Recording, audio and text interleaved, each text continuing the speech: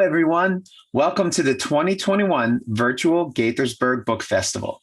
I'm Phil Kaminsky, your host for tonight's presentation. Before we get started, I'd like to ask you to please consider supporting today's authors by purchasing their books from our wonderful bookseller partner, Politics and Prose. You will find purchase links in this presentation's description. When you consider all the hardship we've been through over the past year, it's more important than ever to support local and independent businesses as well as one another. Furthermore, we'd like to extend a huge thank you to our 2021 featured sponsor, the David and Michael Blair Family Foundation, for all of their generous support. Okay, let's get started. Today's presentation features 4 top-notch authors as they discuss their compassionate stories about children coping with sports competitions, racial and religious discrimination, and overwhelming problems at school. These stories are a reminder that within all of us lies the power to overcome hardships and emerge triumphant. Finding Junie Kim by Ellen O is a breathtaking story of family, hope, and survival. Faced with middle school racism, Junie Kim learns of her grandparents' extraordinary strength and finds her voice. Ellen O is the president and founder of We Need Diverse Books and author of middle grade fantasy novel, The Dragon Egg Princess, the Spirit Hunters series for middle grade, and the Prophecy trilogy for young adults. Ellen is a former adjunct college instructor and lawyer with an insatiable curiosity for ancient Asian history. Told through a series of flashbacks, newspaper reports, social media posts, and interviews, Tommy Greenwald's latest novel, Rivals, is the story of 2 student athletes searching for stardom, a young reporter searching for the truth, and a crosstown basketball rivalry that goes too far. Tommy's novel, Game Changer, is on 14 state lists, was an Amazon Best Book of the Month, a YALSA Top 10 pick, and a Junior Library Guild Premier selection. Tommy is also the author of Crime Biters and the Charlie Joe Jackson series, among many other books for children. In Amina's Song, the companion novel to the beloved award-winning Amina's Voice, Hena Khan once again uses her voice to bridge the places, people, and communities she loves, this time across continents. Hena is a Pakistani-American writer and the author of the middle grade novels Amina's Voice, Amina's Song, and More to the Story, and picture books Golden Domes and Silver Lanterns, Under My Hijab, and It's Ramadan, Curious George, among others. The Boy Who Failed Show and Tell by best-selling author Jordan Sonnenblick is an unbelievably hilarious middle grade true story. In a typical school year, every kid has 1 or 2 things go wrong, but for Jordan, there's a lot going wrong all the time. Jordan is the author of 11 books for children and young adults, including the acclaimed Drums, Girls, and Dangerous Pie, After Ever After, Notes from the Midnight Driver, Zen and the Art of Faking It, Falling Over Sideways, and The Secret Sheriff of 6th Grade. Today's incredible panel is moderated by Kat Cho. Kat is the international best-selling author of Wicked Fox and Vicious Spirits. As a child, she loved to hide books under the bathroom sink and then sneak in there to read after bedtime. Her parents pretended not to know. This helped when she decided to write a dinosaur time travel novel at age 9. Welcome, everyone. Thanks, Phil. All right, so I'm so excited to be moderating this panel with this amazing group of middle grade authors. Let's kick it off with talking about the topic of the panel, which is telling the stories so others can understand. So for everyone, I'm wondering, what does this concept mean to you as a writer? And are you actually thinking of specific audiences when you write your novels? Ellen, why don't we start with you? Oh, with me, thank you. I think that when I write, I'm always thinking about the story first and how it's going to come to me. I don't actually really wonder who's reading it until probably when I'm doing the revision process. I kind of just let the story come out naturally. But in general, when I'm writing, I want to tell a story that is very true to either my culture, my background, the world that I know. So I'm including that. And I think that that is just telling the story of where I'm from, what's important to me. And I just think that it's just a fluid part of how I write. Hena? Yeah, I think I probably do have my audience in the back of my mind as I write. But I think like you, it's more when I go back and really try to have some distance from it and read it again that I really am thinking about getting ideas across. I think, for me, what I try to think about is the fact that, kids are capable of understanding so much more than sometimes we give them credit for. And so what I'm trying to be mindful of when I'm writing is to never talk down or explain things that, I think they are very capable of getting on their own. I think kids are just super intuitive and just, and smart and just get things. So I try to keep that in mind when I'm writing and try not to let like the teachy adult sneak in. I think kids are smarter than most adults I know. For sure. I'll just jump in to say that I've started in my last couple of books experimenting with form a little bit and trying to write the way that kids communicate to each other. So including things like social media and texting and posting and not doing that exclusively, but I've found it a fun challenge, both for myself and also to see, I just think the way the kids communicate with each other is so unique, both verbally, of course, with how they talk to each other, but also so much of their conversations now are happening through screens and devices. And I think it's wonderful how they've created a dialect. It's also a little dangerous how they've turned to the screen so much that their face-to-face connections might be jeopardized to some extent. So I'm trying to address all of that stuff in my writing, which is don't forget how important it is to connect with each other. But at the same time, fascinating conversations can happen over devices because sometimes kids are braver than they would be when they're talking to each other face to face and can be more open with each other. So there's the good and the bad in that world, and I try to address that a little bit in my more recent books. Can I ask you, how do you make sure that the text, if you're doing like a text exchange, for example, how do you know that that's the way? Because I know I did that recently. My kids looked at my text exchange and they were like, no, that is not how kids text each other. Like, quit the emojis. And so I have vetted it through my kids to a certain extent. I mean, when I started writing, I was petrified just to write in the voice of a 12-year-old or a 13-year-old kid in prose. Mm-hmm. So I vetted all my stuff through my kids who were around that age when I started writing. And then it's more stressful to write online post type stuff and text exchanges because you're really playing with fire, jumping into their world in that way.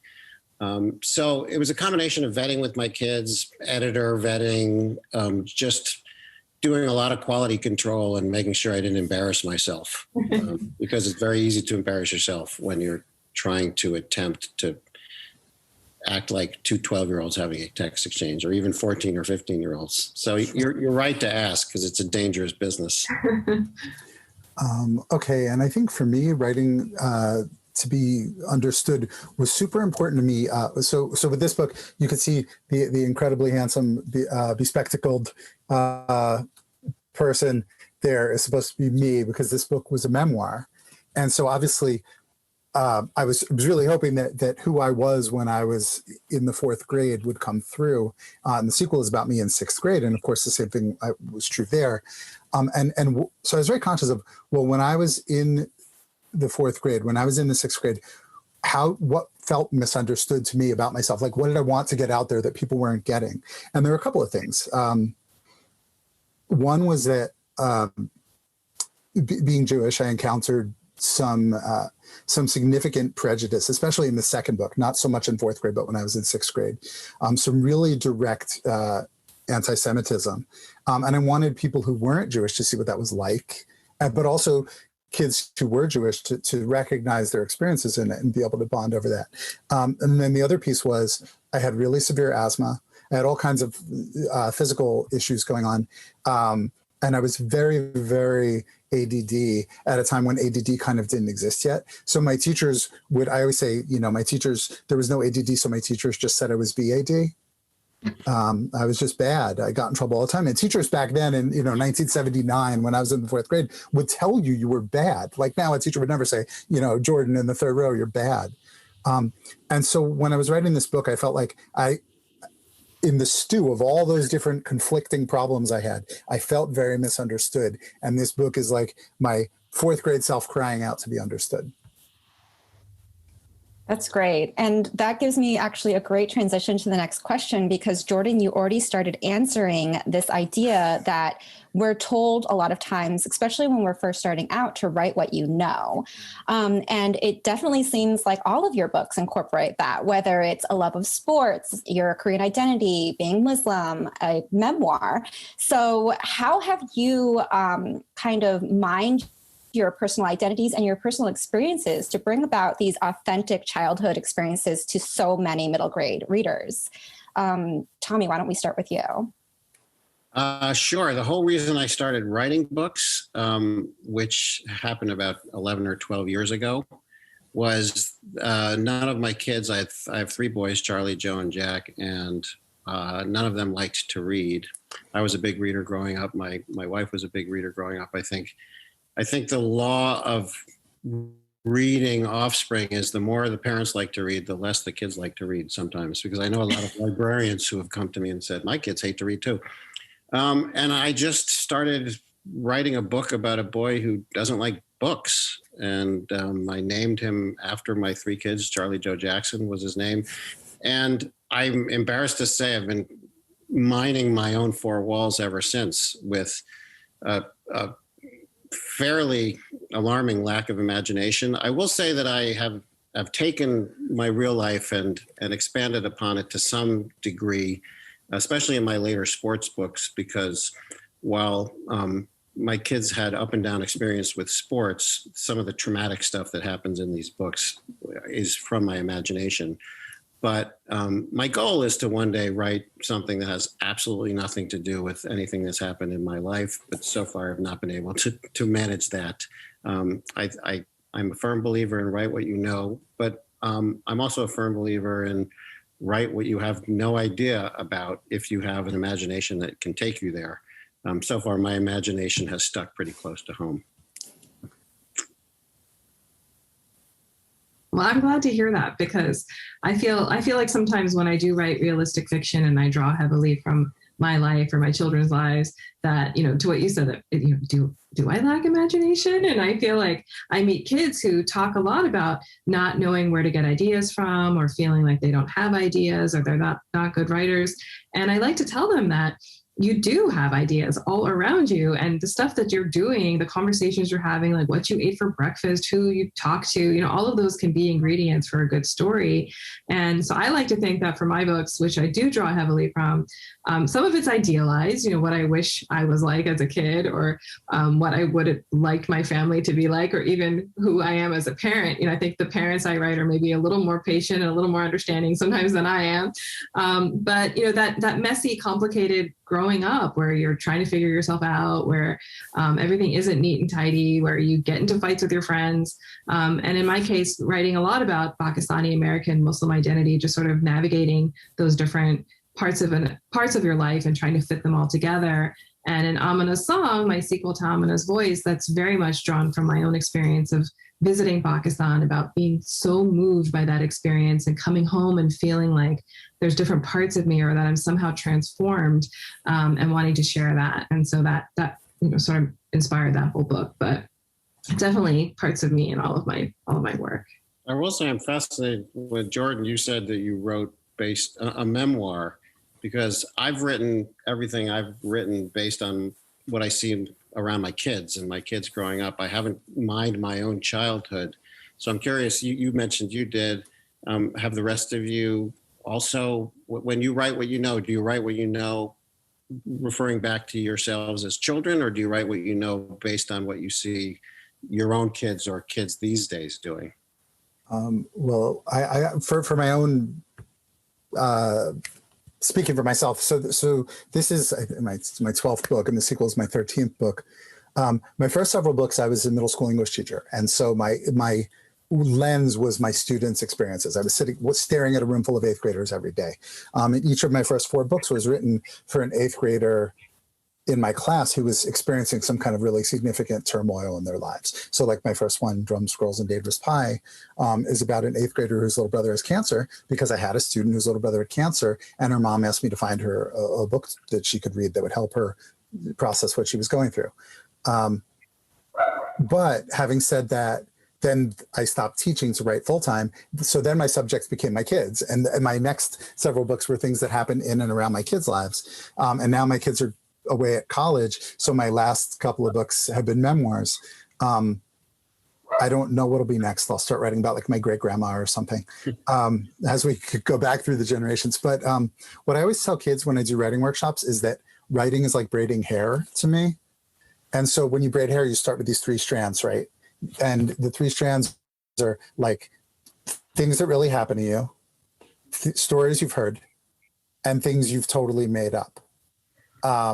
So like, I'm reading Amina's song now, and it's so good. But I was wondering, like, well, just like kids always ask, like, well, what things really happened to you when you went to Pakistan? What things did you make up about the plane flight? Whatever, because some of it's real, some of it's totally made up, and then some of it is like maybe stories you heard from someone else who had that same experience, and so, yeah, I think it's always braiding. Like, unless it's a memoir, it's usually about a third, and a third.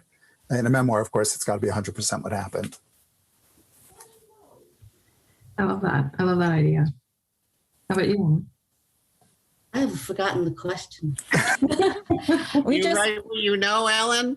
Yeah, I mean, you definitely incorporate your Korean identity so beautifully into your novels. But I feel like, my first books were fantasy, and I definitely have nothing in common with demons that eat your organs and wear your skin like a, Halloween costume. Well, as far as you're willing to admit, right, Ellen?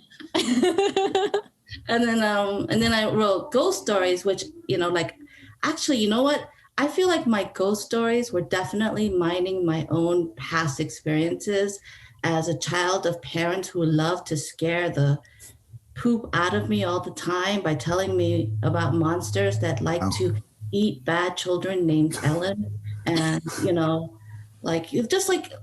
always just scaring me with all these stories. And so when I found out that I could scare other people's children through writing books, it became kind of like one of my favorite things to do. So I think that in that sense, yes, I mine what I know and I write. But I also think that, I think we all let our imagination just run rampant when we're writing, right? Well, that's what the fun of writing is. And if I find moments of myself in all my books, I think actually, to be honest, my most recent book is the most personal that I've had. And that's like 7 books in. So it took me a while to get that personal, I think, because I think it's hard to get that personal. You're kind of revealing a lot of yourself that sometimes you don't want to share with the world. But it's a learning experience. I don't think that we should stick to only writing what we know. And that's what research is for. I love research. And I think that our imagination is what should really lead us as writers. I love that. But I also do have such a healthy respect for people who write pretty much like their own story. So Jordan, I don't know how you do it, but so much respect for you for that. Okay, so my next question is kind of about how middle grade books are really unique because it's at that age where a single moment can feel ginormous to us. And it's also at that age where we're allowed to experiment with what we love and our interests. We're not being forced to figure out who we are yet. So what do you guys like the most about writing the middle grade experience? And also, what do you find the most difficult to write about or to unpack about that experience? Why don't we start with Hena? Wow. So I love that you said that. It's so true that especially the middle grade years, I know I felt like I was under a microscope and that everybody was watching me. I think we all feel that way when, of course, we're all so focused on ourselves that we can't be paying attention to what everyone else is thinking and doing. But what I love is that heightened sense of self, when you're that age. And in Amina's song, she's definitely feeling that. She's very conscious of her friends and herself, sort of diverging, and that idea that what you mentioned, when people are free to explore and figure themselves out. And so friends may even take up new interests or sort of separate in some ways. And so she's feeling that maybe her friends are distancing themselves, and at the same time, she's making a new friend who's a boy who, is another cause for feeling that the eyes of everyone on her, because everyone wants to know what is this friendship, and is it more than friendship, and so on.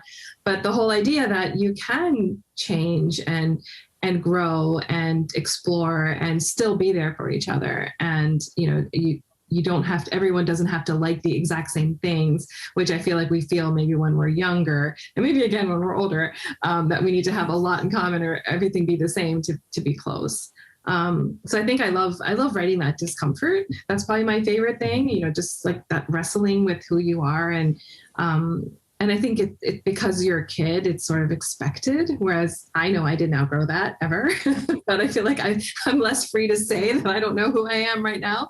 And I think probably the hardest part is just striking that balance of, humor and, emotion and, making sure that my characters feel really relatable, and just that balance of wanting kids to feel entertained and also moved and, give them something to think about, and trying to keep that all in balance. And I think you do relationships so well. All your books have that great, the relationships are like really strong and bonded. And I think especially in middle school, relationships are what keep us afloat. And I love that comes across in your books. Well, thank you. Thank you. Still the most important thing to me. So glad to hear. What about you? Jordan? Sure. I guess I would say, so The Boy Who Felt Show and Tell is the youngest main character I've ever written. He's a fourth grader because I was in fourth grade when this happened. And I think what I really found interesting about that particular time in childhood is that you can have sort of irrational magical thinking, believing that magical things are still real in this very concrete way that so you have this like very rich fantasy life, and you're learning how to reconcile that with like your daily life and your adventures with your friends and relating and stuff. So like I went on a photo safari in my hometown the other day of Staten Island, New York, and I took a picture of the place that was the inciting event for my memoir, which is this apartment building. It was across the street from my elementary school. And this kid in my class, Kenneth, when I was in third grade, this apartment building was on fire. And he jumped from like the 6th story out the window onto like the fire department trampoline. And he lived. His entire apartment was burned up. They lost everything they had, but he came to school and told about it as a show and tell. And every boy in my class, we didn't care that his whole apartment burned down. We didn't care that he lost everything. We thought he was like a superhero because he jumped out of a building, on fire and lived. And he was that was the coolest thing ever. And, when you're 14, you would have thought like, oh man, I'm so sorry you lost everything. Well, anytime after age 9, you would be really, you'd think about the practical. But at that time, it was like, oh my gosh, he's some sort of demigod. He's gone beyond our world and come back with wisdom for us. And so this book is about how I just wanted to find a way to be Kenneth, right? I just wanted to find a way to go beyond the normal experience, to be famous for something, because I thought it was so glamorous that he jumped out of a window and didn't die. And I think there's this like magical time when you could think that. And after that, of course, you wouldn't. You'd be like, oh my God, he had to jump out a window. That's horrible. Jordan, that reminds me of how like sometimes real life can be so much more unbelievable than our imagination sometimes. Yeah. I was going to say, my thinking is kind of a close cousin to that, Jordan, because one thing I love about writing for middle school kids is that I feel like high school used to be the gateway to adulthood, and now it's middle school because pressures are put upon kids at younger and younger ages. And so they're being asked to think and make decisions and work as hard and look ahead in a way that someone, 12-year-old, 11-year-old kids are not necessarily fully prepared to do. And that makes their lives particularly complicated and possibly somewhat irrationally complicated.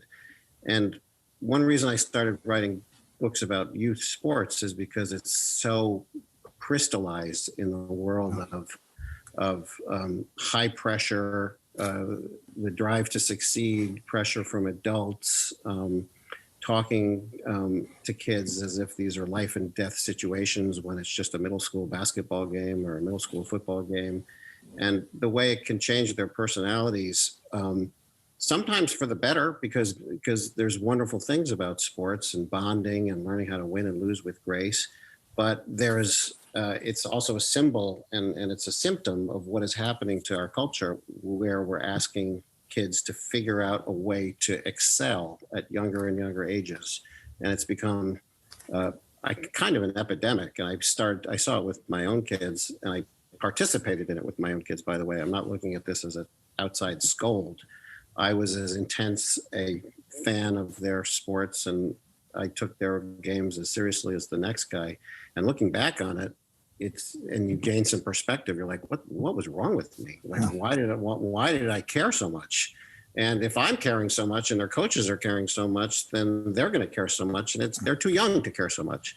So it's a fascinating dichotomy of trying to maintain a youthful spirit and a pleasure in all things about life while external pressures are starting to close in. And I feel like that's the age group where that dichotomy is most acute. Well, I like writing middle grade because I actually think middle schoolers are the funnest to talk to and to relate with. They're just at that cusp of like life is getting really hard, and yet they're still young enough to like care about things that, by the time they're in high school, it's too cool. They're too cool to think about. So I think it's just that perfect age. And I also, middle school was hell for me. I really hated it. And so I have so much sympathy for everybody in middle school. And I just want to write for them. And I want to tell them that it's going to be better. It gets better, hopefully. Yeah, and one other thing I thought of while you were saying that is that also, like in middle school, right, everyone thinks that the whole world revolves around that almost like your skin is transparent and everyone who looks at you can see all your problems, if that makes sense, right? Like you feel like everyone can see everything about your life. Mm-hmm. And what's funny is when I was researching to write, so the sequel to this that comes out next year is about sixth grade. And I made a Facebook group of all the kids who were in my sixth grade class. And I said, what do you remember about, sixth grade bands? And everyone was like, oh my God, I remember Mr. Lorenzano threw his keys at you like 50 times. And what's funny is, like, in my memory, my band teacher was throwing his keys at me like every day. But I thought that was a product of like my middle school self-centered viewpoint, like that everything was, everyone was watching what was happening to me. And then all these people are like, no, that's really what happened, man. He threw his keys at you all the time. So it's a weird mixture because you're trying to figure out how much are people really looking at me. And it's harder now because of social media. Yeah.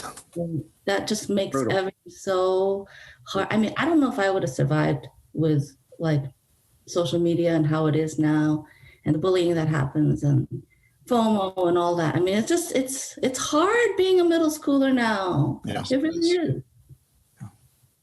Yeah, that's definitely very true. So my next question actually is kind of related to something that Tommy touched on already, and it's the idea of parental figures and adult figures in a middle grade person's life. So parents and adults do play a pivotal role in middle grade books, unlike its older sibling, young adult, where parents can literally be absent so that the main character can have their adventure. So how do you guys as writers go about creating realistic parental relationships to your middle grade characters, but while also giving your characters space and agency to grow on their own throughout the story? Jordan, why don't we start with you for this one? Oh, wow. Okay. Well, this is challenging. So in the Boy Who Failed Show and Tell, my parents were sort of just at the beginning of a very long, slow tumble toward divorce. And my mom is still alive. So my mom, was reading the manuscript, and I was like, it's an extreme act of trying to get everyone's perspective right on the grown-up end. But I think what happens on the kid end when you're that age is you're looking around at the grown-ups around you and you're realizing some of them do things you don't like. Some of them do things you really like. Some of them are sort of like this Pied Piper figure where like you want to follow them and be just like them, and then you discover that they're not perfect. And so I think a large subcurrent, certainly in my book, is me looking around as a 10-year-old and trying to figure out like which grown-ups do I want to be like? Which grown-up do I look up to and which grown-up do I reject? How do I love each of my parents while they're fighting with each other? And it's the fact that kids, I think around that time, first start realizing my parents aren't infallible. And then eventually you have to realize, but they're also not, complete maniacs. And you're trying to figure out where to put all these grownups. Like, where do they slot? Does that make sense? Like, what do they mean? It's a tough question. It's still a tough question, right? I remember when I first started writing the very first Charlie Joe Jackson book, which was my first series, like in the second sentence or the second page, I was like, I should get this out of the way right away. My parents are great and I love my older sister. Like, I kind of dismissed that as a source of drama right away so that he could then go on with his shenanigans. But then as I started to write more books, I realized that adults were a huge treasure trove of plot points and stressors. And I think I first discovered it in this book called Jack Strong Takes a Stand that I wrote, which was about a kid who is desperately overscheduled and ends up going on strike and refuses to get off his couch. And his dad is kind of the bad guy in that book because even though he loves his kid, he's insistent that he go from cello to basketball to tutoring to, a gazillion things where and not even realizing that his kid is getting snowed under by all these activities to the point where he can't function as a normal, fun-loving kid anymore. And from that point on, I realized that parents can be just as complicated and interesting figures, and adults can be in children's literature as the kids themselves. They can be loving but annoying. They can be funny but absent-minded. They can provide a whole bunch of interesting emotional touch points for the kid's story. But at the same time, I'm often reminded by my editors, keep this in the kids' world, make the parents and the adults interesting, but make sure the kids have all the agency because that's where you live. That's the bread and butter of middle grade fiction is the middle graders, obviously. So with the sports books I've been writing, the adults are usually peripheral in terms of how much screen time they get, but they're very important in terms of acting as catalysts for some of the decisions that the kids make, which is kind of a balance that I've struck that seems to work. Well, I like what Jordan and Tommy both said, because what they're doing is showing you the infallibility. I mean, not that, but just like how adults are really human too, with all their faults, and they have positives and negatives. And I think, writing about that is being true to the story too, right? You can't just have loving parents and that's it. They are in our reality. They can be abusive. They can be wonderful. They can be absent-minded. They can be casually problematic, right? And all those things can factor into the story. And I think that's what keeps it real. Also, I think that by doing that, we're being honest to the kids who read our books too, because every kid's going to have a very different set of adults in their lives too. Yeah.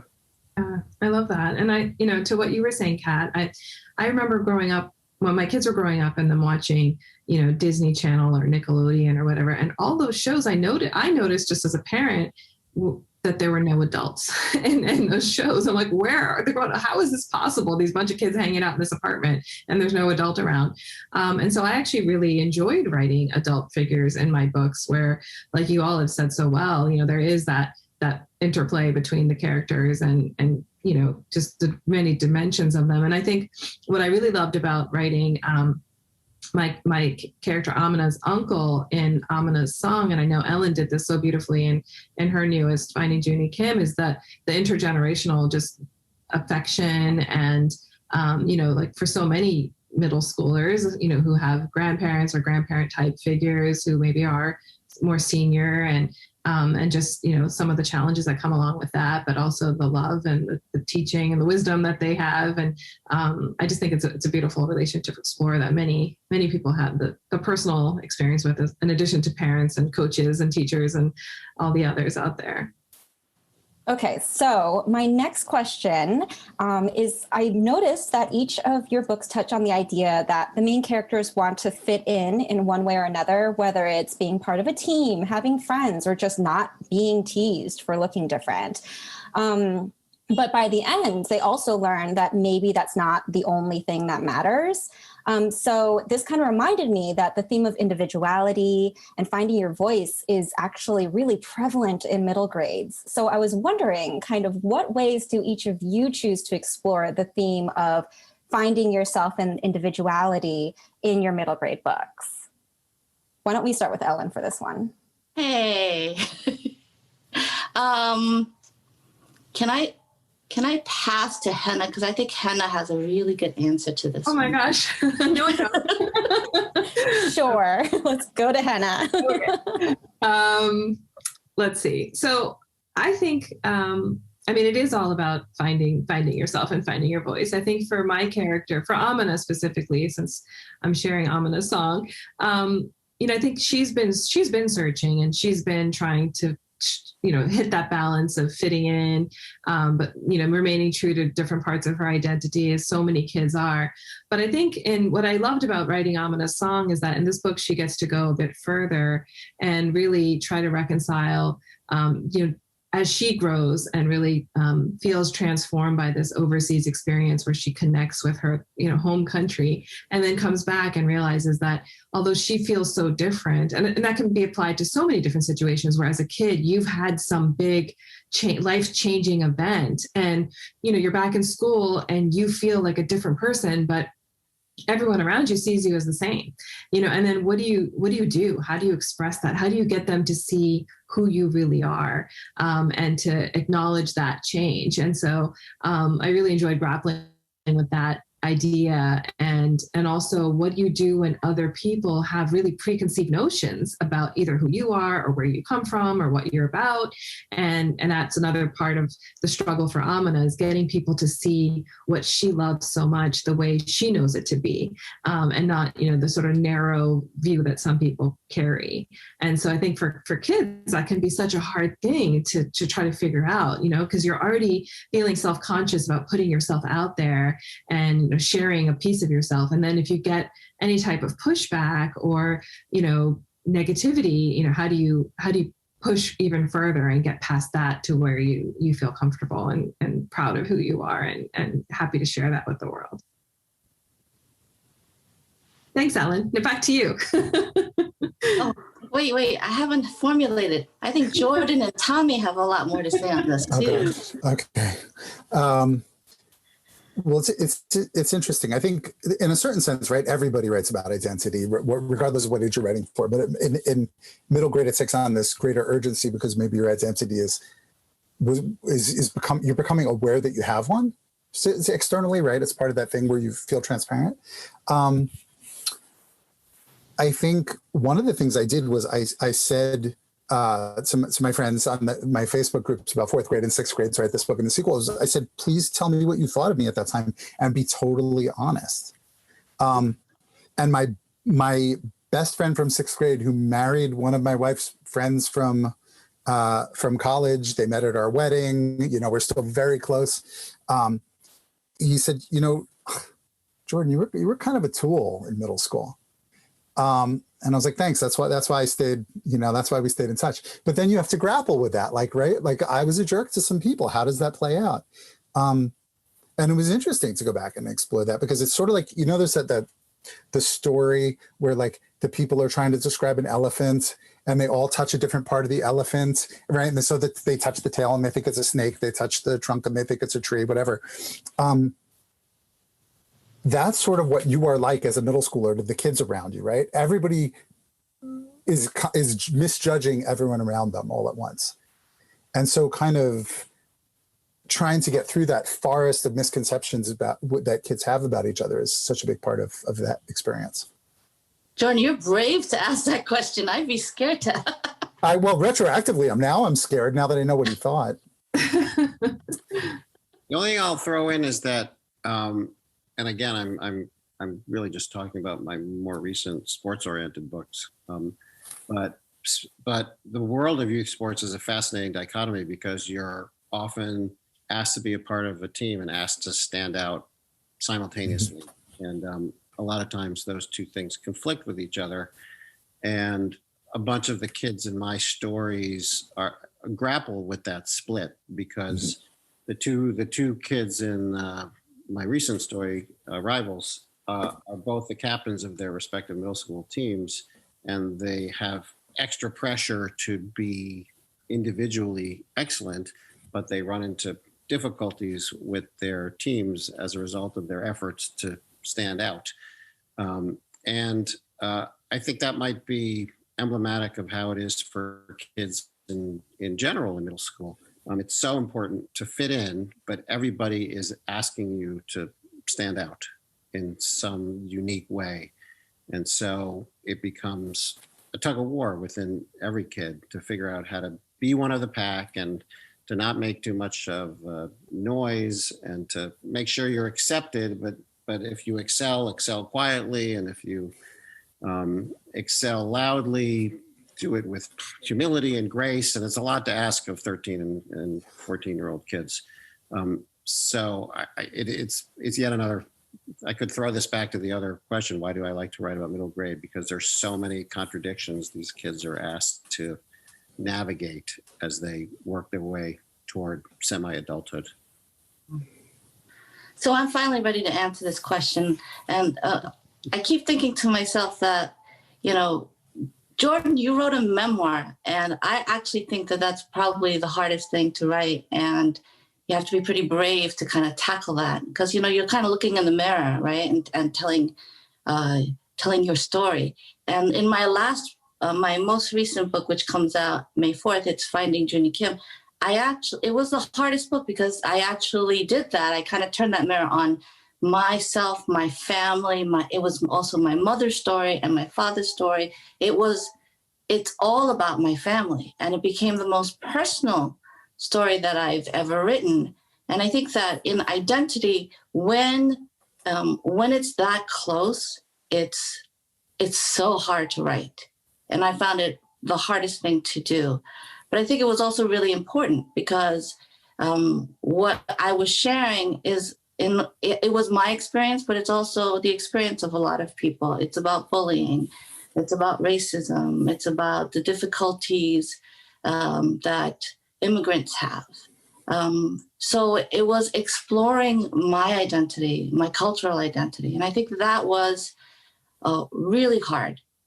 And I don't know if I've answered the question because I have forgotten the question already. Kat, what was the question again? The question was about how your character starts out the story thinking that all they want to do is fit in and their life will be better because of it. But along the way in their path, they realize that embracing their individuality is just as important. And I just kind of wanted to see how you went about crafting that as a story and having your character learn that lesson. Wow. So actually that whole thing was my book in that they had to kind of come to grips with, the history of their family and also the history of, dealing with racism and how her own grandparents had to deal with it. And then recognizing that they're strong because of what they've gone through and not because of what they've had to deal with. They're strong because they've survived and they have, succeeded to kind of embrace who they are. And that's the lesson that Junie has to learn, that she's stronger than the bullies, right? And that she's stronger than racism. And so she's not different at the end of the book. She's just kind of accepted lessons and the stories of her grandparents and kind of applied that to herself. Does that make sense? Yes, I love that. I think that's pretty amazing. And it's really important to understand that, like, sometimes the end result isn't necessarily that we have to change who we are, but we have to change how we see ourselves. Exactly. Which is hard to do, even as an adult. Right? I mean, years of therapy and still, you can't do it. So, yes. Another thing that is very closely tied to this, and a lot of you actually already started discussing it a little bit, is just this idea of your truth versus another person's truth or the outside world's, right? And this is a thing that is really difficult to navigate these days with social media, because a rumor will get out on Twitter or TikTok or somewhere, and because that's what people hear first, they'll believe that that's what's true. Which I'm sure is really frustrating for people. But it seems that in each of your stories, there's also moments where the story that others believe to be true about your main character is not the story that your main character believes to be true about themselves. So how did you guys go about, like, dealing with something that really doesn't have an easy conclusion, like a misunderstanding or your story being different than their story? And was there a lesson that you wanted your characters or your readers to learn, or was it just was the point the journey? I know this is kind of a complicated question. So let me just go ahead and start with Jordan. Oh man, I was looking at Tommy hoping that was this. Okay. I think it's probably what Ellen said, that you can't control what other people are going to think, right? It's about finding your own strength to turn around and, well, this is who I am, kind of thing. For me, I think the agency struggle in my particular book and in my particular time when I was 9 and 10 is that I had adults seeing different things in me, and I had to figure out which of those things I wanted to be. Like, my drum teacher was seeing that I could be someone who could practice hard and get good, but I really didn't believe I could. There's a sort of the framing device of the book is I had this water ski teacher at sleepaway camp. Now I'm going to sound like Emily from Hena's book, right? I'm like the kid who went to sleepaway camp. But this camp counselor, she was from Quebec. She had a very heavy French Canadian accent, Quebecois accent, and she was in the water with me, and she kept saying, "You're not the kind of boy who lets go of the rope." And I remember it so vividly. Like, I'm trying to hold on to the rope and I'm like getting dragged around this lake trying to get out of the water skiing. And I was like, I just want to go back to the dock. I just give up. I'm drowning, And she was like, "You are not the kind of boys that lets go of the rope."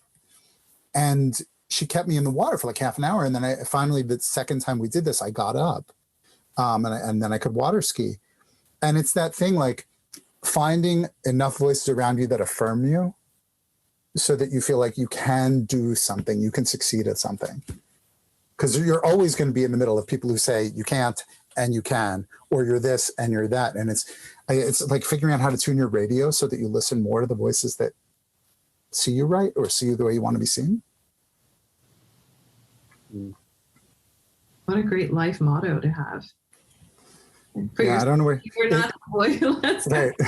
If Louise Boyley from Quebec, if you're watching this, thank you. Does anyone else have some nice Jordan level advice? I'll throw back to my previous book, this book called Game Changer that I wrote, came out a couple years ago, because I wrote it as kind of an experiment. And the experiment was that the main character is unconscious for almost the entire book up until the last page. And everybody around him defines him while he's lying in bed unconscious. And a lot of that defining is caused by rumor, innuendo, online posts that get out of control, text chains that kind of swerve the story in different directions. But what's interesting is that there's a mystery at the heart of it. He was injured on the first day, and before the book even begins, he's injured at a football practice, and everybody assumes it's a normal injury caused by a hard hit or a hard tackle. And it takes the entire book to kind of unravel what actually happened on the field that day.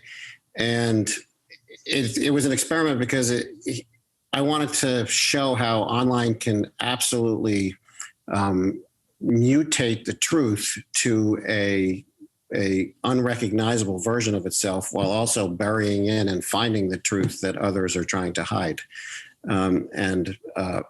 The kids around him kind of end up being the detectives in this semi-detective story and talking amongst themselves and trying to figure out what happened, while other people, some kids and some adults, are trying to cover up what happened.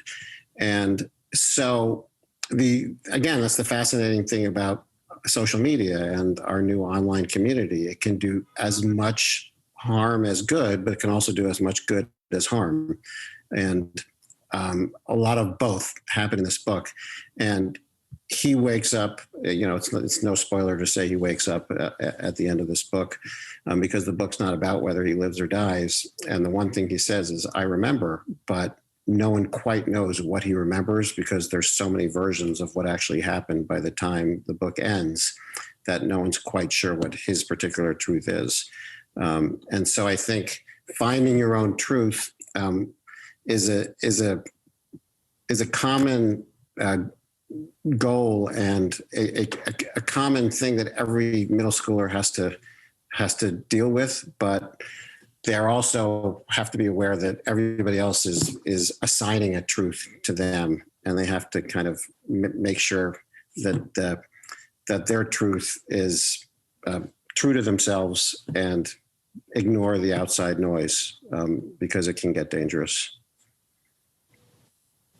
Yeah, and I'll just add that I love that. And I think in addition to that too, the whole idea, what a theme I tried to explore was the danger of the single story, and the idea of, something could be true, but if that's the only truth that people focus on and ascribe, too much meaning to something that's happened and think that that's just the whole story, or the whole picture, that's really problematic. And so that's something that I wanted to touch on, that even when people have good intentions, and even when people are trying to learn about, the greater world, that they might still end up with a really small view. And how do you push back against that? How do you get people to open up their eyes to more than what they think they know?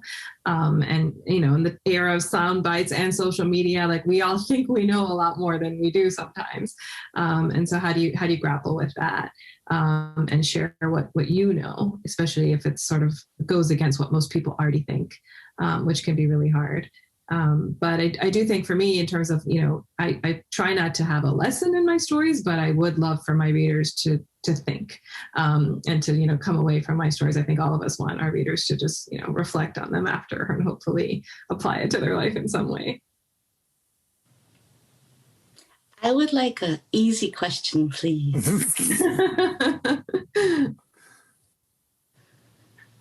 Okay, so it looks like we only have about 5 minutes left. So I'll have Ellen start with this question. It's easy, I promise. I love to finish panels by asking everyone what books they've been loving lately or have been looking forward to reading. So Ellen, why don't you give us some books to add to our to-be-read lists? Oh, yes, here, this is good.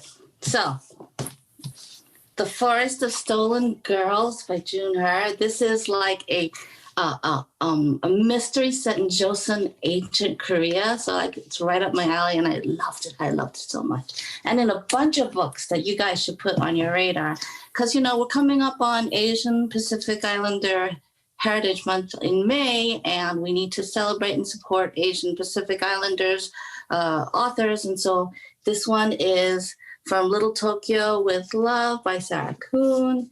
And then this one, oh my gosh, Stacey Lee's Luck of the Titanic. Look how beautiful that is. That's coming out soon. And then this book, oh my gosh, it's a K-pop book.